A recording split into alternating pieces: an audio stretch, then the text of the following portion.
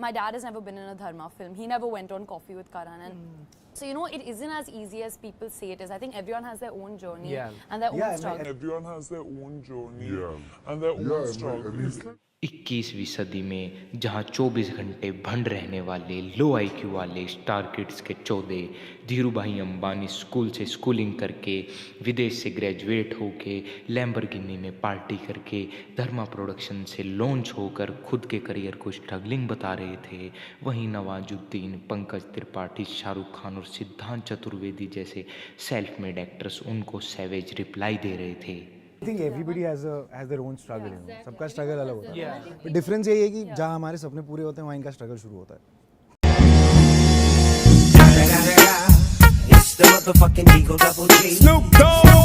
अनन्या के अकॉर्डिंग उनकी जिंदगी में उनके करियर को लेकर एक अलग तरह की स्ट्रगल उन्होंने की है जो कोई और समझ नहीं सकता। जैसे कि उनके पापा कभी धर्मा प्रोडक्शन के साथ साइन नहीं हुए, उनके पापा कभी कॉफी विद करण में नहीं गए।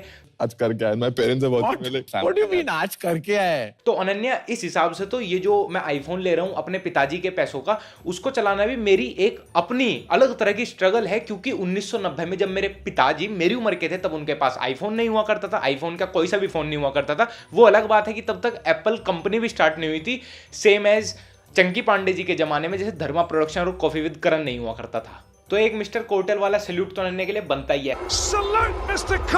अब अगर स्टार किड रणबीर, श्रद्धा, सारा अली खान, करीना जैसे हो तो भैया हजम कर भी लेंगे, लेकिन अगर वरुण, आलिया, अनन्या जैसे हो जिनका आईक्यू भी लो, ऊपर से अपने सोशल मीडिया हैंडल पे कैप्शंस में ही बकचोदी पेलते हैं, और इनमें से आधे तो समझ जाओगे तुम, कोई कोई तो इनमें से अपनी फिल्मों को इंसेप्शन के साथ कंपेयर करता है, मिस्टर वरुण द कैप्रियो। अब 2020 स्टार्ट हो गया, मैं आप लोगों को बताऊंगा कि ये बॉलीवुड की बकचोदी एक्चुअली चलती कैसे है। मतलब जब बॉलीवुड एक फिल्म, एक स्क्रिप्ट ले आता है तो उसके बाद उसमें कास्टिंग कैसे की जाती है स्टार किड्स की।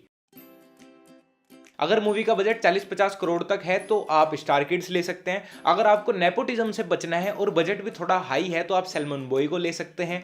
और अगर सैल्मन बॉय आ गए और आपके पास स्क्रिप्ट नहीं है लेकिन तब भी आपका मन है मूवी बनाने का, तो आप कोई पुरानी फिल्म को नंबर 2 दे के ला सकते हैं, या कोई पुरानी फ्रेंचाइज को 2, 3, 4 करके आप मूवी बना सकते हैं। अगर आपका स्क्रिप्ट लेने का मन फिर भी करता है तो आप साउथ इंडिया की किसी फिल्म की मैया चोद सकते हैं, या फिर हॉलीवुड से बॉलीवुड में रीमेक करके उसकी वाट लगा सकते हैं। ना तो वो ओरिजिनल जैसी बचेगी, ना ही वो रीमेक बचेगा, उस पर थू थू थू थू होगी, लेकिन उससे फर्क नहीं पड़ता, सैल्मन बॉय के नाम पे टिकट बिकते हैं। अब होना वही है, चाहे मूवी दबंग हो, चाहे सत्यमेव जयते हो, चाहे मूवी वार हो, उसमें या तो हीरोइन होगी या प्यार होगा या आइटम नंबर होगा, वो मूवी के जॉनर को फिट हो या ना हो लेकिन होगा जरूर। सन्नी लियोनी या नोरा फतेही तो आपको जरूर नाचती हुई दिखाई देंगी मूवी में एकदम इलॉजिकली, जिसका मूवी या मूवी की स्क्रिप्ट या मूवी की स्टारकास्ट से कोई लेना देना होगा ही नहीं। अब जब आप लोगों को यही लगता है कि जनता नंगी पुंगी दिलबर दिलबर या मुन्नी बदनाम देखने के लिए आपकी मूवी की टिकट खरीद लेगी, तो आप तो वुमेन एम्पावरमेंट की बातें करना छोड़ दीजिए, क्योंकि आपको अपनी मूवी की स्क्रिप्ट और स्टारकास्ट से ज्यादा भरोसा आइटम गर्ल्स पर है। 2019 में शायद ही 1 या 2 ओरिजिनल गाने आए होंगे, वो भी ओरिजिनल वॉइस में, वो भी अरिजीत सिंह और जुबिन नौटियाल जिंदा हैं इसीलिए, वरना देश और बॉलीवुड तो भैया जस्सी गिल, गुरु रंधावा, टोनी कक्कड़, नेहा कक्कड़ जैसे ऑटो ट्यूनर पर जान देते हैं। ये लोग पहले टिकटॉक के छक्कों से अपने गाना हिट करवाते हैं, उसके बाद उसका बॉलीवुड वाले रीमेक करके उसकी मार लेते हैं। 2019 में 50 गाने रीमेक हुए हैं बॉलीवुड मूवीज में, और बड़ी बॉलीवुड मूवीज में एवरेज रहा है 1 गाना रीमेक का, जो कि पंजाबी या किसी और इंडस्ट्री से या पुराना कोई बॉलीवुड सॉन्ग रीमेक किया गया, जिनमें से 42 सॉन्ग पंजाबी इंडस्ट्री के थे।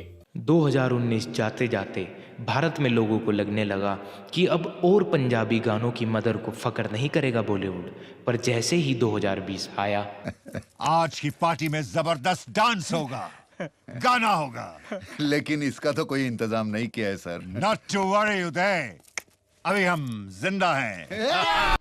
में से भर के तैयार की, खींच खींच के निशाने हो मैं मारती। 2019 तक तो पिक्चर के बीच में 1-2 रिमिक्स या रीमेक गाने हुआ करते थे, लेकिन 2020 में और 2021 में तो ऐसा हो जाएगा कि भैया 7-8 रिमिक्स गानों के बीच में एक छोटी मोटी पिक्चर होगी बॉलीवुड की। अगर इन लोगों के पास स्क्रिप्ट नहीं होती तो आइटम नंबर के जोर पे ही मूवी चलवा लेते हैं, और वो भी ओरिजिनल गाने पे नहीं बल्कि पंजाबी ऑटोट्यून वालों को और रिमिक्स करके, और मूवी चलती भी तो है। सैल्मन बॉय की तो भाई फ्लॉप से फ्लॉप भी 100 करोड़ कमा जाती है, जबकि ओरिजिनल डिवाइन और नेजी के रैप वाली मूवी गली बॉय लड़कियों की समझ तक में नहीं आई। तो भैया सही मूवी, अच्छी मूवी ओरिजिनल स्क्रिप्ट के साथ, अच्छे गानों के साथ, बिना ऑटोट्यून के क्यों बनाएगा कोई। अगर ये लोग 500,000 करोड़ की मूवी बनाने की हिम्मत करते भी हैं तो ये वही घिसे पिटे हीरो डाल देंगे, वापस से लव स्टोरी जरूर डालेंगे, चाहे वो फिल्म के जॉनर में फिट ना हो रही हो बिल्कुल भी। सुपर हीरो में भी, राजा महाराजाओं के में भी, हर फिल्म में इनको लव स्टोरी घुसेड़नी है, चुम्मा चाटी घुसेड़नी है। उसके बाद ऑडियंस फील लेती, क्योंकि सबको पता है जो थोड़े दिन पहले यही हीरो पुलिस वाला बनना था, यही हीरो रोमांटिक मूवी में था, तो क्यों फील ले लेगी फिर सुपर हीरो या राजा महाराजा वाली मूवी में ऑडियंस उस हीरो से, उस एक्टर से, उस एक्ट्रेस से।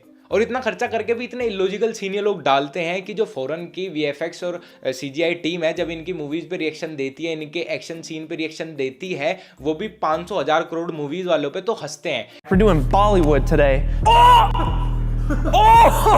Oh my God, he planned that! एक CGI एक्सपर्ट ने रोबोट फिल्म में रजनीकांत को देख के ये बोला था कि oh that's all retarded man of India is in lead role, seriously. हा बॉलीवुड, मतलब पूरी टीम हंस रही थी भाई 15-20 मिनट तक। मैं उस वीडियो को देख के इतना एम्बेरसमेंट मुझे फील हुआ यार, कुछ भी करता है। और मैं ये नहीं कह रहा कि रजनीकांत अच्छे हीरो नहीं थे, अच्छे हीरो नहीं है, हो सकते हैं, लेकिन हर चीज़ की एक एक्सपायरी डेट आ जाती है। जब उनसे गुड लुकिंग भी, उनसे अच्छी एक्टिंग करने वाले भी, उनसे जवान एक्टर्स भी हैं, हर चीज़ में उनसे परफेक्ट एक्टर्स भी हैं, लेकिन आप उसका नाम यूज़ कर रहे हो 500,000 करोड़ की मूवी पे, आप रिस्क नहीं उठाना चाहते, तो भाई इम्प्रूवमेंट की तो ज़रूरत है सच में।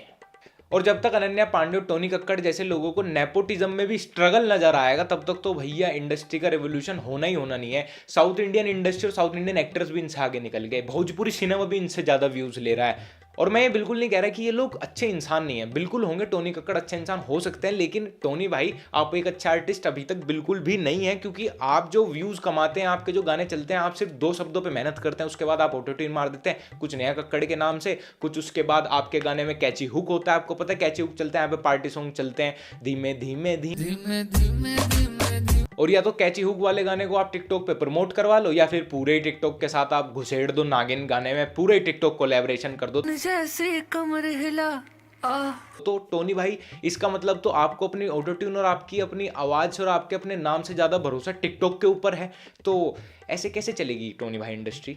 और हर किसी मैच्योर आर्टिस्ट को, मैच्योर ऑडियंस को पता है कि इंडिया में केक से ज़्यादा गू चलता है, क्योंकि जो गू है उसको हगना बहुत इजी है, और केक की जो बेकिंग प्रोसेस है वो बहुत लंबी है, और गू को प्रमोट करना बहुत इजी है। आप एडवर्ड से गू को प्रमोट कर सकते हैं, आप टिकटॉक से गू को प्रमोट कर सकते हैं, आप कैची हुक बना के आप गू को प्रमोट कर सकते हैं, आप देसी इंडियन ऑडियंस के एकदम डेप्थ में उस चीज़ को भिड़ा के आप आराम से गू को प्रमोट कर सकते हैं। और ऐसा नहीं है कि दूसरा आर्टिस्ट गू नहीं हग सकते, हग हर कोई सकता है। बात यह है कि कुछ लोगों का सेल्फ स्टीम ना अलाउ नहीं करता व्यूज़ और पैसे के लिए ये सब करना, वो इसीलिए अपने ओरिजिनलिटी पे लगे रहते हैं, डटे रहते हैं कि एक ना एक दिन अपना टाइम भी आएगा। इनसे बढ़िया तो अपने भोजपुरी और हरियाणा इंडस्ट्री वाले, अरे लिखते और गाते तो ओरिजिनल हैं। कभी गाड़ी वाला आया घर से कचरा निकाल, गाड़ी वाला आया घर से कचरा निकाल, तो कभी रिंकिया के पापा, ही हंस दिल रिंकिया के पापा, कभी गजबन, पानी में चली, तो कभी तू चीज ला जवाब तेरा। इवन साउथ इंडियन इंडस्ट्री को एक्शन पे लेके तुम कितना भी ट्रोल कर लो, लेकिन भाई स्क्रिप्ट तो ओरिजिनल होती है, कुछ यूनिक तो लिखते हैं, हर बार कुछ नया तो आता है। उनके हीरो अब बॉलीवुड के हीरो से ज्यादा फेमस हो चुके हैं, नेपोटिज्म तो नहीं है उनके अंदर, और चूमा चाटे और आइटम नंबर को लेके तो वो फिल्में नहीं चलाते, अपनी इंडस्ट्री को तो नहीं चलाते। और जिस चीज को बहुत से चाचा चौधू लोग पंजाबी गाने बोलते हैं ना, अगर तुम्हें पंजाबी सुनने हैं तो भाई बोहिमिया सिद्धू मूसेवाले को सुन लेना, अगर तुम्हें रैप सॉन्ग सुनने हैं तो भैया नेजी डिवाइन, एमी वे कलमकार को सुन लेना, और अगर तुम्हें पॉप सुनना है तो हनी सिंह, गिप्पी ग्रेवाल, दिलजीत को सुन लेना। ये जो आधे अधूरे हरियाणवी आधी अधूरी पंजाबी मिक्स करके 2 शब्दों के ऊपर ऑटो ट्यून के रैप या पॉप म्यूजिक बता देते हैं ना, इन चूते के पट्टों की कोई ओरिजिनल इंडस्ट्री में भी अच्छा आर्टिस्ट इज्जत नहीं करता। जब तक इंडिया में स्टूडेंट ऑफ द ईयर जैसी फिल्में चलेंगी और जब तक 2 शब्दों पे बेस्ड ऑटो ट्यून वाला कैची हुक वाले गाने चलेंगे, तब तक यही समझना कि भाई अभी भी इंडिया की बहुत सी जनता चूतिया है, टिकटॉक देखने वाली है, और जिनको इंटरनेट का सही यूज और इंडस्ट्री का सही मतलब पता ही नहीं है। तो दोस्तों, अगर वीडियो पसंद आई हो तो मेरे को इंस्टाग्राम पे @लक्ष्य ऑफिशियल फॉलो कर लेना, चैनल को सब्सक्राइब करके जरूर जाना, और हाँ, वीडियो को लाइक कर देना, कमेंट करके बता देना वीडियो कैसी लगी, आपका अपना ओपिनियन। फिर मिलते हैं नई वीडियो के साथ। इस महीने बहुत कुछ आने वाला है, तो रेडी रहो, मतलब हर थोड़े थोड़े दिन बाद।